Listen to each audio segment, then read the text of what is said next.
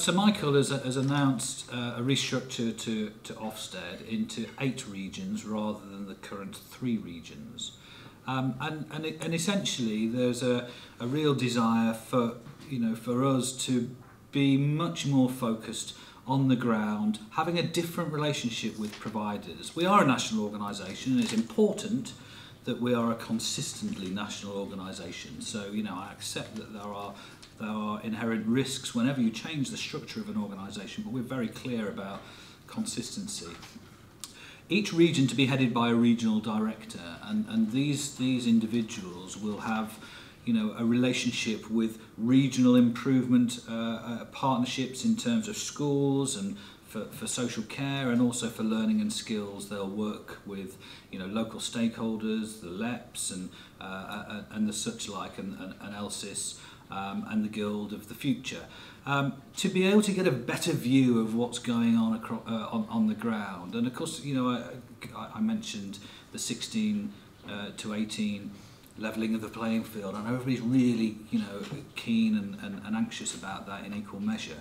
But this new structure enables us to take an area of, I don't know, Humberside, and see what's happening 16 to 18 across all of the provision, rather than just the institutional inspections, which are equally important and won't change.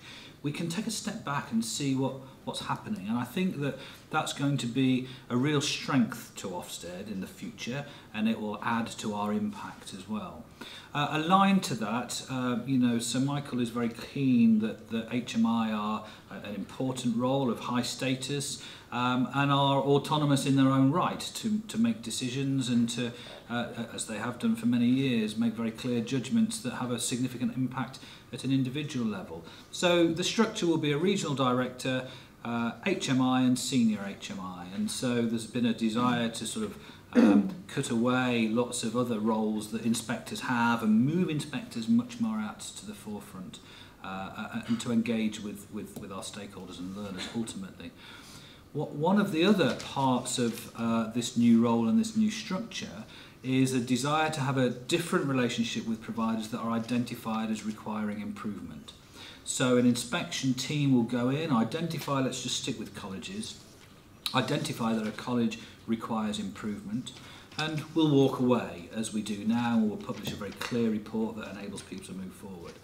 But in the new world, starting from January, a different HMI will come in and form a relationship with that principal of that college to see how we can drive further the improvement that we've identified needs to take place. And what we're piloting, rather than saying it's a fixed visit structure, we're piloting with a number of colleges the best and most effective way to bring about improvement. And the feedback that we're getting so far from a number of colleges is that it's been a very helpful professional dialogue to talk to these HMI in a different relationship, not an inspection relationship, and to be able to talk and challenge, and HMI to be able to go along and address the whole staff body or the whole student body or governors and talk about and really articulate what needs to be done.